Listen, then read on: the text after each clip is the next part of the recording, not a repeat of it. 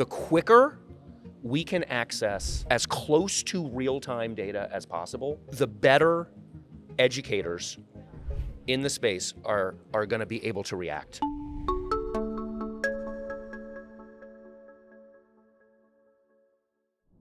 All right, welcome back to another episode of the Powercast, provided by PowerSchool, and I have a very special co-host today, Group Vice President of Education Strategy, Mr. Ryan Imbriale, who is a ISTE veteran, since we're kicking off my first time to attend the conference. Ryan, how's it going? Rick, it's fantastic. It feels like home for me because I have attended this conference in some form or another.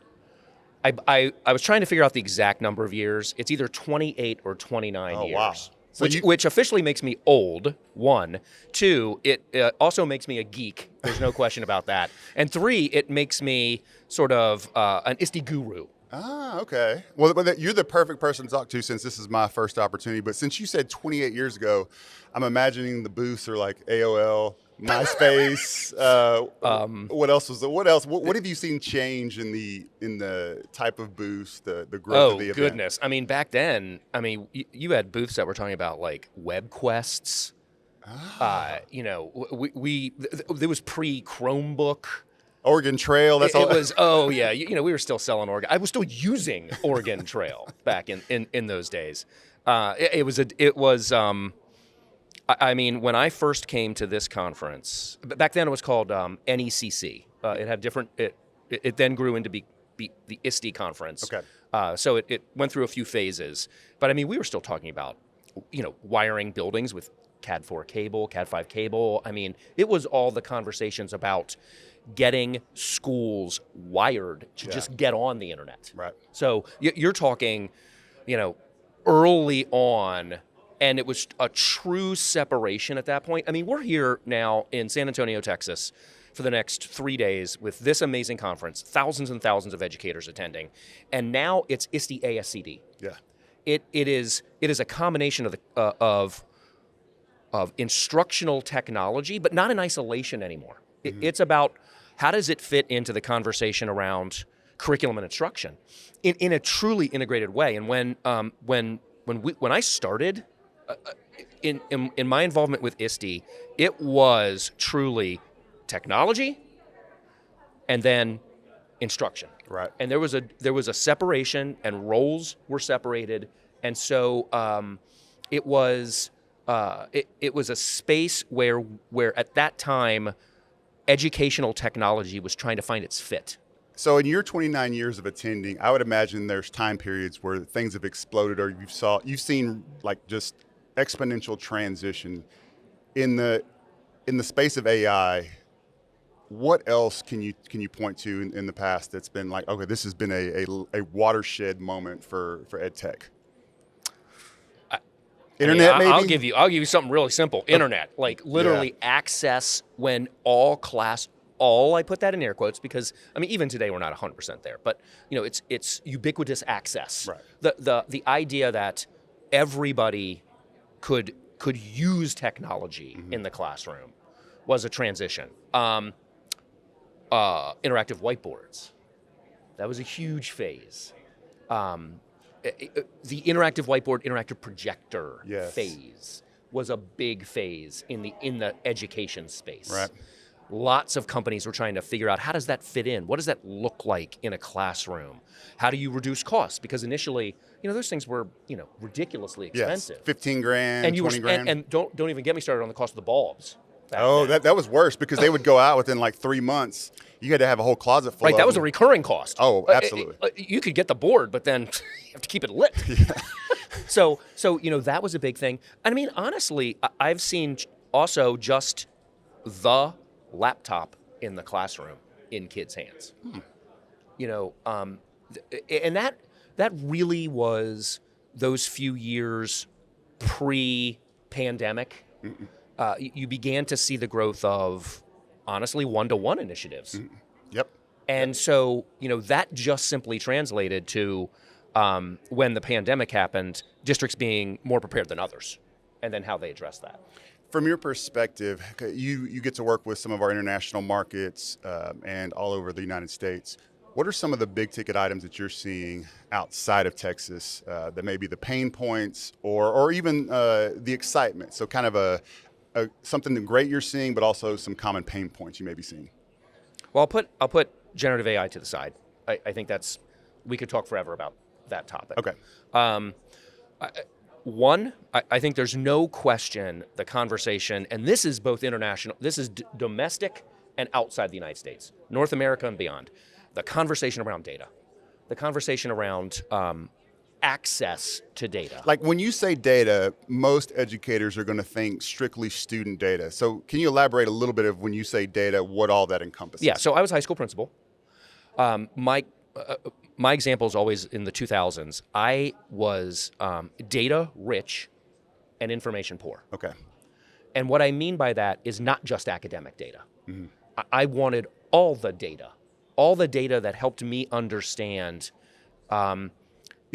what buses were coming on time, right. What buses were late, what's the trend on individual students in terms of their attendance, what's happening with the number of students who are getting special services on top of academic data. How many students are involved in extracurricular activities, not just sports, band, right. theater, whatever it might be. And how can all of that information come together? Because what I had as a high school principal, I certainly had all that information, but it was almost impossible to unpack it in a way that I could get a better picture about an individual student or teacher or class. And so when I talk about data, what I'm seeing is the need to have all this disparate data that are each individually telling a story come together in a way where the district or the school administration or the classroom teacher can access it, interact with it simply, which is a big challenge, mm-hmm. and trust it and be able to not just paint a picture, but understand what is the picture. Okay. How important is it to be able to get to a real time when you're looking across all of your data systems? So, if I have questions or I'm trying to assess impact of an implementation or a program or a strategy, must it be real time? I think must is a strong word, but I will say we're really good at lagging stuff already. Yeah. So, I could deal with lagging data all day long. The quicker we can access as close to real-time data as possible, mm-hmm. The better educators in the space are going to be able to react to information presented to them that can help them personalize and customize the experience for a school building, a classroom, a whole district, an individual student, even a teacher if they need help. What is the one thing that districts need to do now? What's the one thing? Well, can I hard shift? Yes. Yes. So I feel like everybody's talking about it, but I'm going to say it. Say it. I think, and there has to be right now guidelines in place around generative AI. Okay. Period, full stop. I'm tentative to use the word policy, but I do feel strongly about the word guidelines. Acceptable use guidelines. You got to have something. Okay. It's here. Look, it's not going away. So I'm going to get the language wrong, but it's the whole conversation of it's never going to be as dumb as it is right now. AI is only going to be smarter tomorrow, and the next day, and the next day, and the next day. So are you saying the longer we wait, the more difficult it is going to become to get up to speed? Yeah. 100%. Yeah. 100%. No question. All right, shameless plug on, PowerSchool is gracious enough to allow us to come to ISTE and have these types of conversations. Most people, like I thought when I was a superintendent and a principal, I thought PowerSchool was all sis, like just e-school, e-finance, and that's kind of the Texas, that's what we know PowerSchool to be. But that's not really the case. Can you give us a quick overview and then the solution that's your favorite? Whatever, because we all have a favorite. You got to pick one. And you're going to rub some people the wrong way, but you got to go with one. So kind of a quick overview and then your favorite. Well, look, I'm here at PowerSchool working for this company because of my connection with Schoology. Okay. That's how I ended up here. So I'm passionate. When we were talking earlier about sort of those things that change the space, another one is learning management. Oh, no doubt. So, I'm a Schoology guy. Okay. I'm passionate about Schoology, which means really I'm passionate about front of the classroom experience.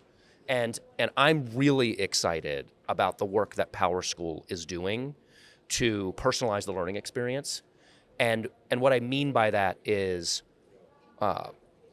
learner management integrated with real-time assessment, connected to a spot that allows the teacher and students to interact in a way that can be customized and personalized to their experience. But if I was to pick one thing, I tell you, I'm really excited with what PowerSchool is doing around PowerHub, and that front spot where everything comes together. And so, I just think there's an opportunity right now where PowerSchool can demonstrate incredible leadership around not just the work we're doing around artificial intelligence, but also the work we're doing about smartly integrating artificial intelligence into our solutions in a humanistic approach. 3 things that ISTE attendees should do while they're at the conference. The exhibit hall is incredible. It is really incredible. But you got to have a plan or it'll eat you alive. So you got to go to the exhibit hall, but you got to make a plan. It's the one place where some of the top experts in educational technology get together every single year, all at the same time. So look for those sessions for the people who you follow on TikTok, that you follow on X, that you follow on LinkedIn or on Facebook, and attend their sessions. Say hello to them, meet them. And 3 is connected to number 2. It's the best networking space in the country. Network, have conversations, talk to people in the hallways, get to know people. Excellent. Rick, I really appreciate being on the seat with you today. Absolutely. We were kind of walking by, and I know you wanted to check out the space because you're going to have great guests all day long. So thank you so much for allowing me to sit down and talk a little bit about the conference that I've been passionate about for almost 30 years. And look, I will help you adjust to this amazing conference. Here's the one thing I will say. It's an opportunity for more junk from vendors than you'll ever have again until koozies. This conference again next year. Yetis and koozies. Yeah, so it's an incredible opportunity to fill a box and ship it home of all sorts of stuff your children will love. All right, I'll take you up on that. We appreciate you joining us on this episode of the Powercast in San Antonio, ISTE Live. Catch us next time.